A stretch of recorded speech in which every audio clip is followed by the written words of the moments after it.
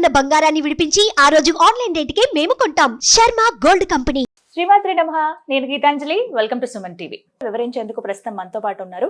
గత 15 సంవత్సరాలుగా 30,000కు పైగా జాతకాలను పరిశీలించి వాళ్ళలో మార్పును తీసుకొచ్చి వాళ్ళకి అభివృద్ధి వైపు దారి చూపించినటువంటి ప్రముఖ జ్యోతిషులు బ్రహ్మశ్రీ నందిబట్ల శ్రీహరి శర్మ గురువు గారు మనతో పాటు ఉన్నారు.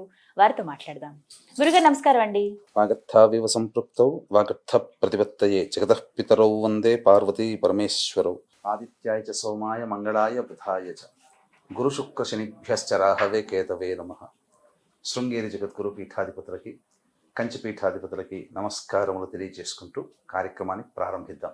గురుగారు, మరి ఈ నవరాత్రి పూజకు సిద్ధపరచుకోవాల్సిన వస్తువులు ఏంటో వివరిస్తారా? ప్రధానంగా వస్తువుల కన్నా ఈ నవరాత్రికి సంబంధించి సిద్ధపరచుకోవాల్సినటువంటిది నిర్మలమైనటువంటి భక్తి, విశ్వాసం. ఏ కోరిక లేకుండా అమ్మ కరుణిస్తే చాలు, అమ్మ దయ ఉంటే చాలు, అన్నీ ఉన్నట్టే ఈ ఒక్క వాక్యాన్ని మనసులో పెట్టుకొని అమ్మ అనుగ్రహం కోసం మనం ఆరాటపడి పోరాటం చేయాల్సిందే. ఈ 9 రోజులు తప్పకుండా అమ్మవారి అనుగ్రహం కలుగుతుందమ్మా.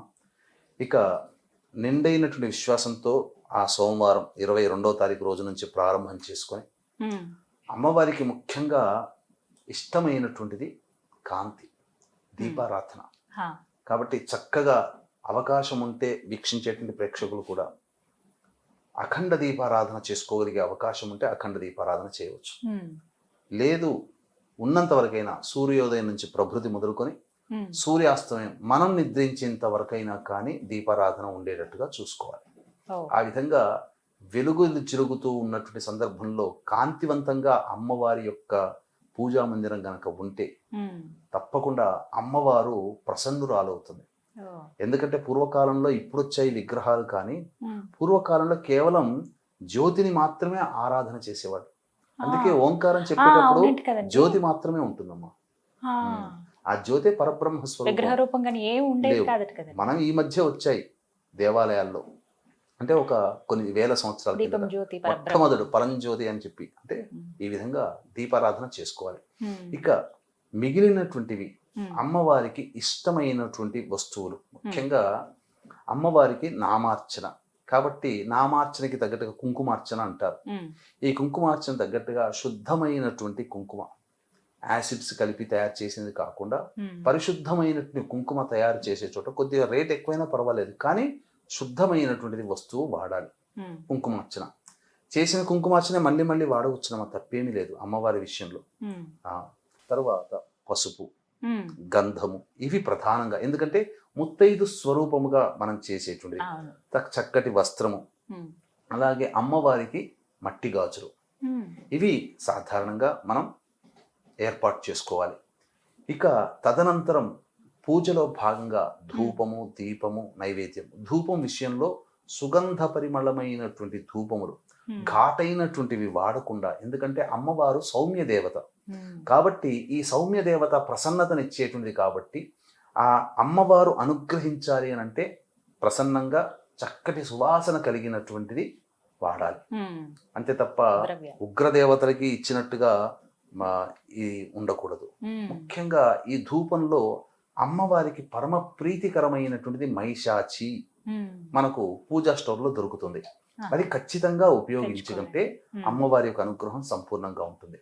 ఇక నైవేద్య విషయంలో గనక చూసుకున్నట్లయితే అమ్మవారికి ఏ రోజు అలంకారానికి ఆ రోజు అలంకారం ఏ విధంగానైతే దేవాలయాల్లో చేస్తుంటారో, ఏ రోజు అనగా మనకు విజయవాడ కనకదుర్గ అమ్మవారి యొక్క ఆరాధనే ప్రధానంగా మనం చూసుకుంటాం. కాబట్టి ఉభయ తెలుగు రాష్ట్రాలలో సంబంధించి ఆ కనకదుర్గ దేవాలయం విజయవాడ వాళ్ళు అందించినట్టు ప్రకారం ఏ నైవేద్యంలో ఏ రోజు చేయాలో ఆ నైవేద్యాలు కనుక చేసుకుంటే, ఏదో ఇంటి నిండా పెట్టాలని కాదు, మనకు శాస్త్ర ప్రమాణాన్ని అనుసరించి శక్తి కొలది చేయవచ్చు. ఏది లేదు, అటువంటిది లేదు అన్నారు అనుకోండి, అమ్మవారికి పెరుగన్నం అన్న, దధ్యోజనం అంటారు, మిరియాలు అవి వేసిన. శక్తి లేనటువంటి వాళ్ళు అమ్మవారికి ఎంతో ప్రీతికరమైనటువంటి దధ్యోజనము, బెల్లం పాయసము, పులిహోర, ఇవన్నీ కూడా చేయవచ్చు. ఈ పులిహోరలో చేసేటువంటి విధానంలో కూడా నువ్వులతో చేసినటువంటిది, కొబ్బరి కోరుతో చేసినటువంటిది, ఇవి కూడా మనం తయారు చేసుకోవచ్చు. కాబట్టి అమ్మవారికి నైవేద్యాల విషయంలో శ్రద్ధ వహించాలి, శుచి శుభ్రతగా పాటించాలి. ఇక అన్నిటికంటే ప్రధానముగా ఇల్లంతా కూడా పరిమళ భరితముగా ఉండాలి. అంటే సెంటు కొట్టమని కాదు, ఇల్లంతా కూడా సుగంధ ద్రవ్యములతో ప్రధానముగా నింపుకోవాలి. అయితే ప్రధానంగా మొదటి రోజనే కాదమ్మా, ఈ 9 రాత్రుల పాటు కూడా, అంటే దసరా విజయదశమి అయ్యేంత వరకు కూడా, నవరాత్రులు మొత్తం కూడా ప్రతిరోజు కూడా ఇంట్లో నెగిటివ్ ఎనర్జీ రాకుండా ఉండడం కోసమే ఇల్లంతా కడుగుతారు కదా. కడిగిన తర్వాత మంచి శుభ్రమైనటువంటి నీటిలో కొంత గంగా జలము, గోదావరి నీళ్ళు, కృష్ణా నీళ్ళు, నర్మదా నీళ్ళు, ఏదో ప్రముఖ నది నీళ్లు ఉంటాయి, ఆ నది నీళ్లు కొంత వేయడం. వేసిన తర్వాత అందులో గళ్ళ ఉప్పు, మెత్తటి ఉప్పు, అయోడైజ్డ్ కాదు, గళ్ళ ఉప్పు, అలాగే జాజికాయ, జాపత్రి పిండి చేసి అది, తర్వాత కుంకుమ పువ్వు, చక్కటి పసుపు, అలాగే గోఅర్కం అంటే గోపంచకం వేసి అంతా కడియెత్తి పెట్టి, ఆ ముందుగా ఆ రోజంతా ఇల్లంతా శుభ్రపరుచుకుంటాం కదా, మళ్ళీ ఒక మారు పలుచటి బట్ట తడిపి మళ్ళీ ఒకసారి ఆ విధంగా చేస్తే దేవతా శక్తి ఆవహిస్తుంది. ఆవహించినటువంటి దేవతా శక్తి స్థిరంగా ఉంటుంది, మళ్ళీ వెళ్లకుండా. అసలు నెగటివ్ ఎనర్జీ పోవడం కోసం కూడా ఈ ప్రక్రియ ప్రతిరోజు ఇలా చేసుకుంటే చాలా మంచిది, ఉదయము సాయంత్రం. అప్పుడు ఏమైపోతుందంటే ఒక 2 రోజులు చేసి చూసిన తర్వాత ఇల్లంతా కూడా ఏదో ఒక శాంటిటీ, ఒక పవిత్రత, ఒక ప్రశాంతత, ఒక ఆనందం. చేస్తున్నటువంటి వాళ్ళకి కూడా కుటుంబ సభ్యులందరూ సహకరించడం మొదలు పెడతారు. ఇవన్నీ ఈ వాతావరణం అంతా దైవిక వాతావరణం కనిపిస్తుంది. ఈ విధంగా చేసుకోవాలమ్మా. తర్వాత అమ్మవారికి ఖచ్చితంగా తాంబూల ప్రీతి కాబట్టి ఖచ్చితంగా తాంబూలం అనేటువంటిది అమ్మవారికి పెట్టాలి. ఆ తాంబూలాన్ని కుటుంబ సభ్యులు తీసుకోవచ్చు, తప్పేమీ లేదు. 10 రోజులకు సరిపడా అది కూడా సిద్ధపరచుకోవాలి. శక్తి ఉంటే, ధనవంతులైతే ప్రతిరోజు ఒక ముత్తైదుని ఒక రూపంగా, మొట్టమొదటి బాలా త్రిపుర సుందరి రూపం కాబట్టి అమ్మాయిని 9 ఏళ్ల లోపల ఉన్న అమ్మాయిని పిలిపించి బాలాగా వచ్చి అమ్మాయిని చక్కగా బట్టలు పెట్టి అమ్మాయికి పాద ప్రక్షాళన చేసి అమ్మవారి లాగానే పూజించుకోవచ్చు. తర్వాత ప్రతిరోజు ఒక్కొక్క అవతారంగా అమ్మవారిని భావన చేసి ఆ యొక్క వ్యక్తికి చక్కగా వస్త్రములు, దక్షిణ, ఇంట్లో భోజనం పెట్టడం చేయొచ్చు. శక్తి లేని వాళ్ళు కూడా ఉంటారు. ఉన్నప్పుడు ప్రధానంగా 10వ రోజున, విజయదశమి రోజున 3 ముత్తైదులైనా కానీ కనీసం, లేదా ఒక్కరికైనా కానీ పిలిపించి ఆ ముత్తైదుకి సంబంధించినటువంటి, అమ్మవారికి సంబంధించినటువంటి వస్తువులు, పూజలో వాడినటువంటి వస్తువులు ఇవ్వవచ్చు, దానం చేయవచ్చు. ఈ విధంగా చేసుకుంటే ప్రసన్నురాలు అవుతుందమ్మా. అమ్మవారి యొక్క అనుగ్రహం కలిగింది. ఇంకా చెప్పాలి అంటే కొన్ని నియమాలు పాటించాలి. సాధ్యమైనంత మేర మౌనంగా ఉండడానికి ప్రయత్నం చేయాలి. ఎల్లప్పుడూ కూడా 22వ తారీఖు నుంచి మొదలుకొని విజయదశమి అయ్యేంత వరకు కూడా ఎప్పుడూ కూడా శ్రీమాత్రే నమః, శ్రీమాత్రే నమః, శ్రీమాత్రే నమః, వంట వండుతున్నా, స్నానం చేస్తున్నా, ఇలా ఏది చేస్తున్నా, ఒక్క కాలకృత్యాదులు తీర్చుకునే సమయంలో తప్ప, స్నాన అశౌచ సమయంలో, దంతధావన, ఈ 3 సమయాల్లో తప్ప ఎప్పుడు కూడా శ్రీమాత్రే నమః, శ్రీమాత్రే నమః. వంట వండుతున్నా, మామూలు రోజుల్లో వంటకి ఇలా నామజపం చేస్తూ వండి అమ్మవారికి ఇచ్చిన నైవేద్యం పెట్టుకున్నటువంటి పూజించడం ఎంతో అమృతంగా ఉంటుంది. ఇంకా జుట్టు విరబూసుకొని ఉండకూడదు. తలస్నానం ప్రతిరోజు చేయాల్సినటువంటి అవసరం ఏమీ లేదు. మొదటి రోజు తలస్నానం చేయవచ్చు. స్త్రీ వరకు మనకు చెప్పబడినటువంటి ధర్మశాస్త్రం ప్రకారము నిద్ర నుంచి లేవగానే నీళ్లు చల్లుకుంటేనే స్నానం చేసిన ఫలితం. పురుషుడికి మాత్రం ప్రతిరోజు స్నానం ఆచరించాలి, తలస్నానం. పైగా ఈ 9 రోజుల పాటు అతి పవిత్రముగా దాంపత్యం లేకుండా ఉంటారు కాబట్టి ప్రతిరోజు స్నానం చేయాల్సిన అవసరం అయితే లేదు. వాస్తవానికి శాస్త్ర ప్రకారం చేయగలిగే ఓపిక, శరీరం సహకరిస్తే చేయవచ్చు, చేయకపోయినా తప్పులేదు. కానీ లేవగానే కొన్ని నీళ్లు, పుండరీకాక్ష అనుకుంటూ 3 సార్లు అనుకుంటూ శిరస్సులో చల్లుకుంటే చాలు. ఇలా ఈ విధంగా ప్రతిరోజు కూడా నిర్మలమైన మనస్సుతో దాంపత్య జీవితానికి, బ్రహ్మచర్య వ్రతాన్ని పాటిస్తూ చక్కగా చేసుకోవాలమ్మా. ఇది ఈ నియమాలు పాటించాలి. ఆహార నియమాల్లో ఏమైనా ఉన్నాయండి? అంటే ఇవి ఖచ్చితంగా తినకూడదు ఈ నవరాత్రుల్లో అంటే ఏమైనా? ఇక్కడ ప్రధానంగా అమ్మవారికి సంబంధించి, అంటే రజోగుణాన్ని పెంపొందించే ఆహారాలు, మద్యము, మాంసము తినకూడదు. అలాగే ఉల్లిపాయ, వెల్లుల్లి ఇలాంటివి తినకూడదు, అస్సలు వాడకూడదు. కాబట్టి శాంతపరిచే గుణాలు, సౌమ్యంగా ఉండేటువంటిది, సాత్వికమైనటువంటి ఆహారమే భుజించాలి. మసాలాలు ఇవన్నీ వాడకూడదమ్మా. ఈ తీసుకోకుండా 9 రోజుల ఉంటేనే పాటు మంచిది అంటారు. పూర్తి శాకాహారం అనేటువంటిది ఉంటే అమ్మవారు చాలా ప్రీతిగా పాత్రలు అవుతుంది. కలశం ఖచ్చితంగా సిద్ధపరచుకోవాలా అండి? ఖచ్చితంగా పెట్టుకోవాలా మేము? ఎందుకంటే మొదటిసారి చేసే వాళ్ళు ఉంటారు. మేము ఈసారి నవరాత్రులు చేసుకుందాం అనుకుంటున్నామండి దీక్షగా. మరి ఖచ్చితంగా కలశం పెట్టాలా అని అడుగుతారు గురుగారు. మరి పూర్వకాలంలో పటాలు కానీ విగ్రహాలు కానీ లేవు కాబట్టి జ్యోతిగా ఆరాధించేవాడు. తదనంతర కాలంలో నీరు ఉన్న చోట దైవం ఉంటుందని సూక్తి.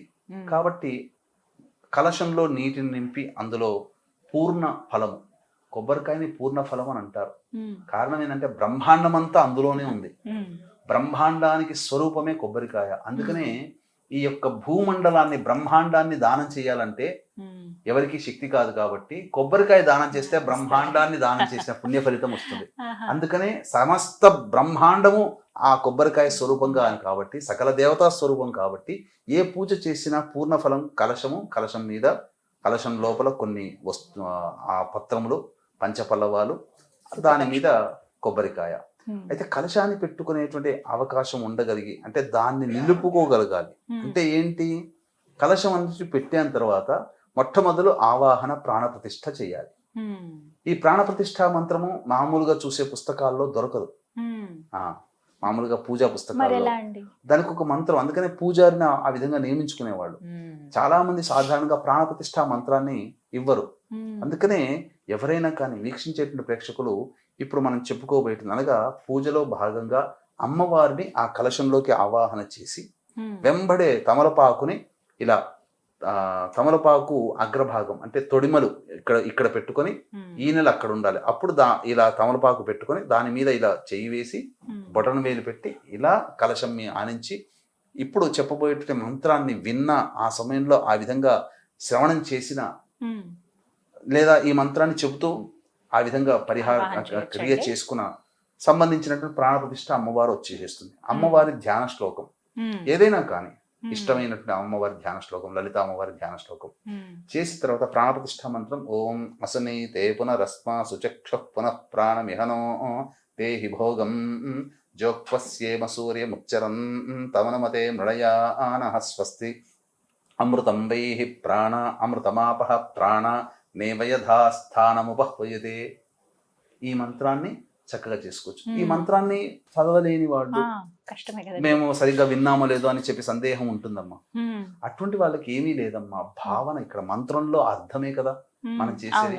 మన భావన మన అర్థం అమ్మవారికి అంటే ఏంటి, ఆ విధంగా తమలపాకు పెట్టి ఎంతో ప్రేమగా ఆహ్వానం చేస్తే వచ్చావమ్మా, నిండుగైనటువంటి హృదయంతో కరుణా హృదయంతో వచ్చావు, నేను చేసే పూజలో నిక్షిప్తమై ఉన్నావు కాబట్టి నీ అద్భుతమైనటువంటి దేవతా శక్తి ఇక నుంచి నా పూజ పూర్తి అయిపోయి ఇక చాలమ్మా నీ పూజ పూర్తి చేసుకున్నాను అనేంత వరకు ఆ ప్రాణశక్తి ఈ కలశంలో, నీ దివ్యశక్తి కలశంలో ఉండే విధంగా కరుణించు మాత అనే భావాన్ని తలుచుకొని ఆ విధంగా చేసినా చాలమ్మా ప్రాణప్రతిష్ఠ అవుతుంది. ఖచ్చితంగా ప్రాణప్రతిష్ఠ. వీడియో సేవ్ చేసుకుంటే మీరు అన్నది వింటూ అలా చేసుకున్న ప్రాణప్రతిష్ఠ.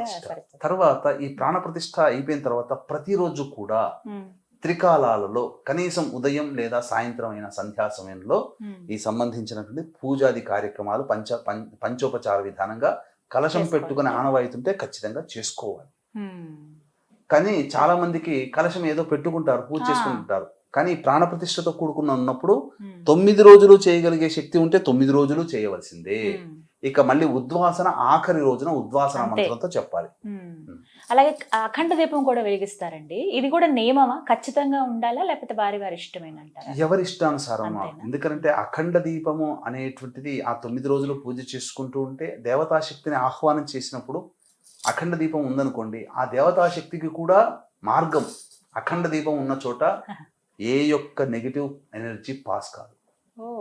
ఖచ్చితంగా రాక్షస గణం ఆ ఇంట్లో ప్రవేశించదు. దేవతాశక్తికి చిహ్నం. అందుకనే మీరు గమనించుకుంటే అనేక దేవాలయాల్లో అఖండ దీపారాధన ఉంటుంది. కాబట్టి ఈ దీపం వెలుగుతున్నంత వరకు కూడా నెగిటివ్ ఎనర్జీ ఆ ఇంట్లో పాస్ కాదు. ఖచ్చితంగా అంటే వారి ఇష్టము, వారి శక్తి కొలది. కానీ ఈ 9 నవరాత్రుల పాటు ఖచ్చితంగా దీపం వెలుగుతూ ఉండాలి. అది జాగ్రత్తగా చూసుకోవాలి. పోకుండా ఒత్తి అనేటువంటిది ఎప్పుడు కూడా దాన్ని కాపాడుతూ ఉండాలి. ఇక ఖచ్చితంగా అందరికీ వచ్చేటువంటి సందేహం, నవరాత్రులు చక్కగా చేసుకుందామని ప్రారంభించామండి, అశౌచం వచ్చింది, ఏం చేయాలి? ఈ అశౌచం అనేటువంటిది సాధారణంగా అనేక రకాలుగా ఉంటుంది. ముఖ్యంగా కుటుంబంలో రక్త సంబంధీకులు ఎవరైనా మరణించినా ఈ అశౌచం వస్తుంది. ప్రారంభించిన తర్వాత ఏం చెయ్యాలి అనేటువంటిది. బాగా దగ్గరైనటువంటి రక్త సంబంధీకులు, ఒకే అన్నదమ్ముల పిల్లలు 11 రోజులు ఉంటుంది. మేనమామ లేదా మేనత్త ఉన్నప్పుడు పక్షిని అంటే 1.5 రోజులు లేదా 3 రోజులు కొన్ని ప్రాంతాల్లో. కాబట్టి మొదలు పెట్టిన తర్వాత ఇలాంటివి వచ్చినప్పుడు మనం ఏమీ చేయలేం.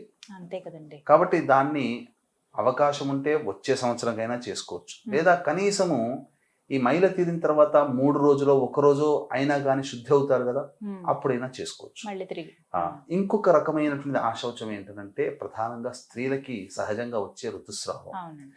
కాబట్టి పూజ ప్రారంభం చేసిన తర్వాత స్త్రీ ఋతుమతి కనుక అయితే ఆ సంబంధించి ఆ స్త్రీ ఆ దేవతా పరిసరాల్లో తిరగకుండా ఆ 3 రోజులు పూర్తిగా దూరంగా ఉండి ఇంట్లోని వ్యక్తులు పూజాది కార్యక్రమాలు చేయగలిగితే చేసుకోవచ్చు. కానీ ప్రస్తుత కాలంలో కుటుంబ సభ్యులు అందరూ ఆ సంబంధించినటువంటి పాటించలేకపోవచ్చు. ఎందుకంటే ఋతుమతి అయినటువంటి స్త్రీ మళ్ళీ వంట చేసే అవకాశం రావచ్చు. అటువంటిప్పుడు ఆ వంటింట్లో ఉన్నప్పుడు అమ్మవారికి పెట్టే నైవేద్యం కానీ పూజా మందిరాల్లో చాలా మటుకు వంటింట్లోనే ఉంటుంటాయి చాలా మంది. అటువంటి ఋతుమతి అయ్యి ఉండి అన్ని ముట్టుకోగలిగేటువంటి స్థితి కనుక ఉంటే ఇక అక్కడితో పూజ ఆఫ్ చేయడం మంచిది.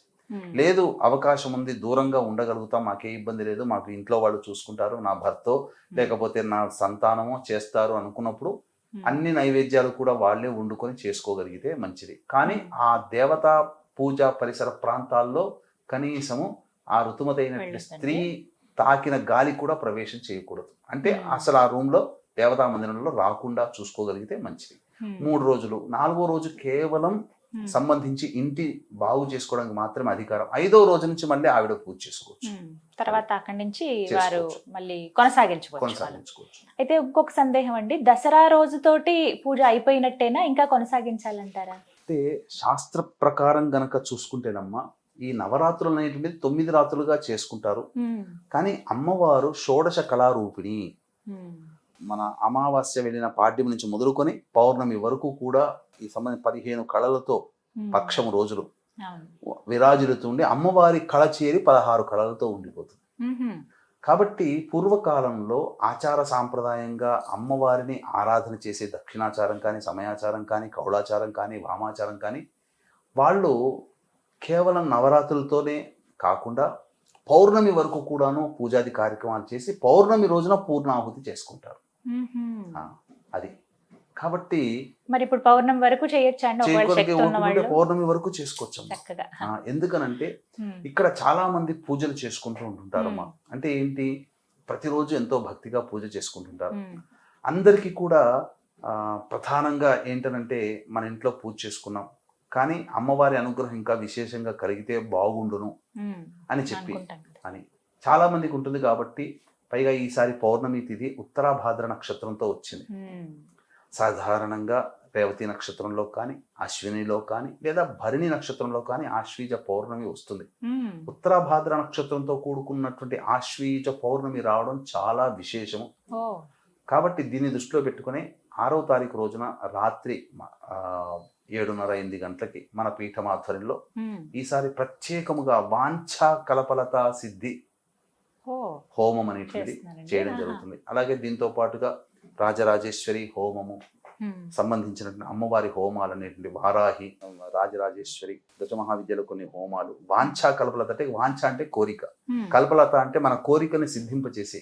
ఈ అమ్మవారు ఎలా విచిత్రంగా ఉంటుందంటేనమ్మా, మనకందరికీ తెలిసింది వినాయకుడే, కానీ స్త్రీ రూపంలో ఉన్నటువంటి వినాయకి చేతిలో వీణ పట్టుకొని ఉంటుంది.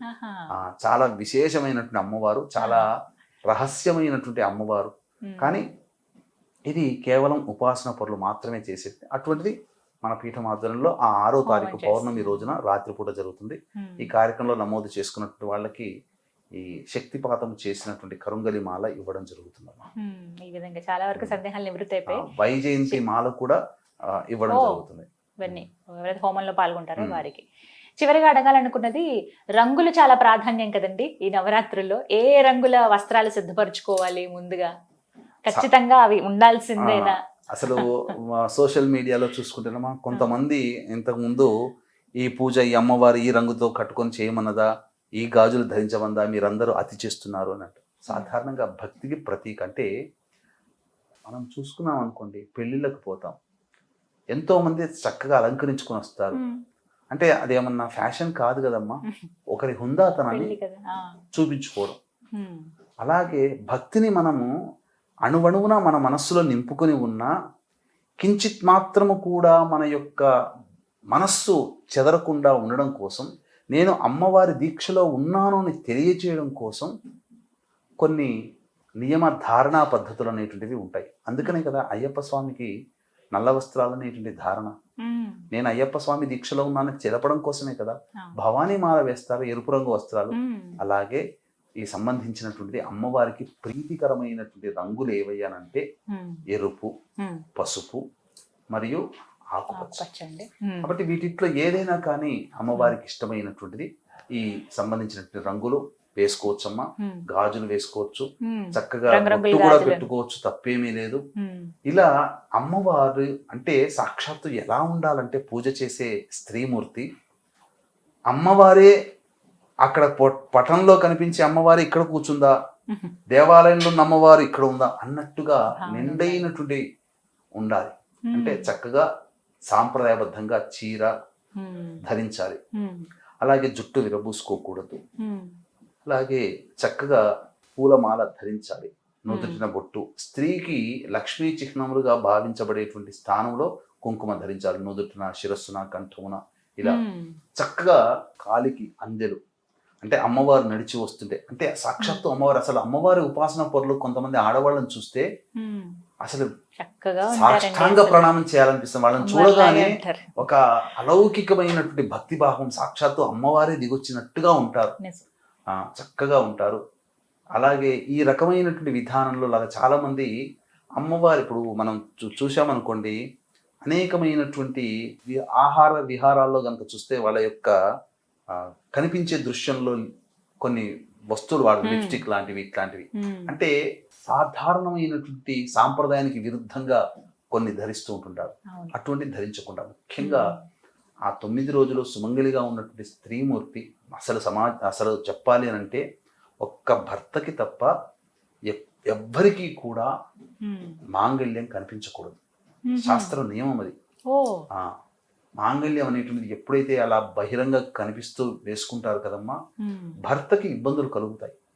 అందుకనే హరిశ్చంద్రుని యొక్క కథలో మీరు చూస్తే చంద్రమతి భార్య ఆమెని గుర్తుపెట్టి, నీ మాంగళ్యం బంగారం కదా, అది అమ్ముకొని తీసుకురా అంటే, నా భర్తకి తప్ప ఎవరికి నేను కనబడదే, ఇతనే నా భర్త అని చెప్పి అప్పుడు గుర్తుపడుతుంది.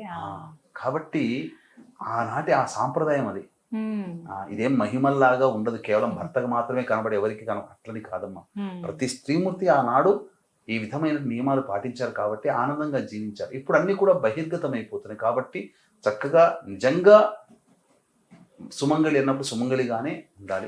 ఇలాంటి వస్త్రములు ధరించవచ్చు, గాజులు కానీ ఇవన్నీ వేసుకోవచ్చు. నిత్యం ఆ ఇంట్లో చక్కగా దేవతానామము జపిస్తూనే ఉండాలి. కోప్పడకూడదు, ఆగ్రహాలు తెచ్చుకోకూడదు, సాధ్యమైనంత మేరకు అసత్యం ఆడకూడదు, భర్తని పిల్లల్ని ప్రేమగా చూసుకో. అమ్మవారి యొక్క సంబంధించినటువంటిది ప్రేమ, కరుణ, దయ, క్షమాగుణము ఇవన్నీ కూడా ఆ 9 రోజులుగా ఉన్నట్టుగా ఉండాలి. చూడండి, ఖచ్చితంగా ఇలాంటి నియమాలు పాటించినటువంటి వ్యక్తులు ఖచ్చితంగా జీవితంలో అమ్మవారు ఏమి అడగకుండా అన్ని ఇస్తుంది. ఎవరి గురించి ఎందుకమ్మా, సాక్షాత్తు మన ప్రధానమంత్రి నరేంద్ర మోదీ గారు ఈ 9 రోజుల పాటు పచ్చి మంచినీళ్ళు కూడా పుట్టారమ్మా. చాలా నియమంగా ఉంటారు. ఎక్కడికి పోయినా నిరాహారంగా 9 రోజుల పాటు అమ్మవారు, లేకపోతే ఆ శక్తి ఎక్కడి నుంచి ఇస్తుందమ్మా ఆయనకి? ఈనాటికి కూడా 70 ఏళ్ల వయసులో కూడా పరుగులు ఎడుతున్నాడే, భారతదేశాన్ని ఉన్నతమైన స్థానానికి తీసుకెళ్తున్నాడు. అంత శక్తి ఎక్కడి నుంచి వస్తుంది? ఒక నలుగురున్న ఇంటిని నడపడమే మనకు గగనం అయిపోతుంది. ఇన్ని కోట్ల మందిని అతను నాయకత్వం వహించగలిగాడంటే ఏదో అల్లాటప్ప కాదమ్మా. దైవిక శక్తి ఉంటే తప్ప అవన్నీ కావు. దైవశక్తి ఆయనకు కలిగింది, మనం ఎందుకు సంపాదించుకోకూడదు? మనం కూడా అలాంటి నియమాన్ని పాటించుకోవాల్సిందే. చాలా చక్కగా చెప్పారండి. ఇవన్నీ కూడా సందేహాలు నివృత్తి చేశారు. ముందుగా సిద్ధపరచుకోవాల్సింది ఏంటి అనేది చాలా వివరంగా తెలియచేశారు. సంతోషం. ధన్యవాదాలు గురువుగారు. సర్వం శ్రీ ఉమామహేశ్వర పరబ్రహ్మార్పణమస్తు.